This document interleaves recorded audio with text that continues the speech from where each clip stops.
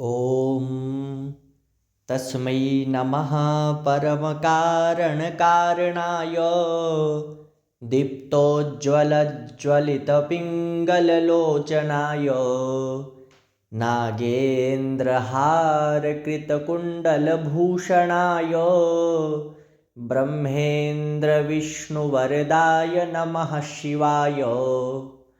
श्रीमत्प्रसन्नशशिपन्नगभूषणाय शैलेन्द्रजावदनचुम्बितलोचनाय कैलासमन्दरमहेन्द्रनिकेतनाय लोकत्रयार्तिहरणाय नमः शिवाय।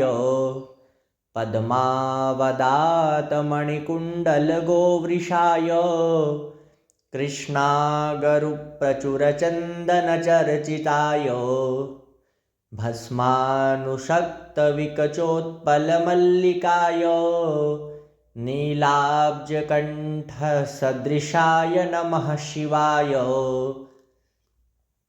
लम्बत्सपिङ्गलजटामुकुटोत्कटाय दष्ट्राकरालविकटोत्कटभैरवाय व्याघ्राजिनाम्बरधराय मनोहराय त्रैलोक्यनाथनमिताय नमः शिवाय।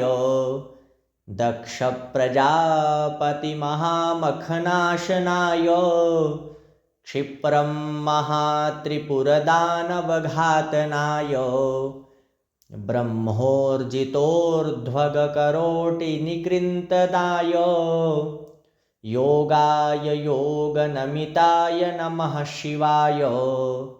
संसारसृष्टिघटनापरिवर्तनाय रक्षः पिशाचगणसिद्धसमाकुलाय सिद्धोरगग्रहगणेन्द्रनिषेविताय शार्दूलचर्मवसनाय नमः शिवाय।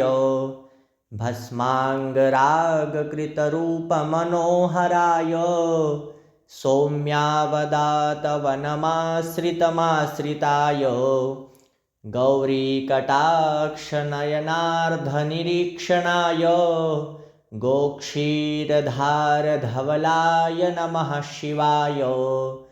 आदित्यसोमवरुणानिलसेविताय यज्ञाग्निहोत्रवरधूमनिकेतनाय ऋक्सामवेदमुनिभिस्तुतिसंयुताय गोपाय गोपनमिताय नमः शिवाय। शिवाष्टकमिदं पुण्यं यः पठेत् शिवसन्निधौ शिवलोकमवाप्नोति शिवेन सह मोदते। शिवाष्टकमिदं पुण्यं यः पठेत् शिवसन्निधौ शिवलोकमवाप्नोति शिवेन सह मोदते। श्रीशङ्कराचार्यकृतं शिवाष्टकं सम्पूर्णं। शिवार्पणमस्तु।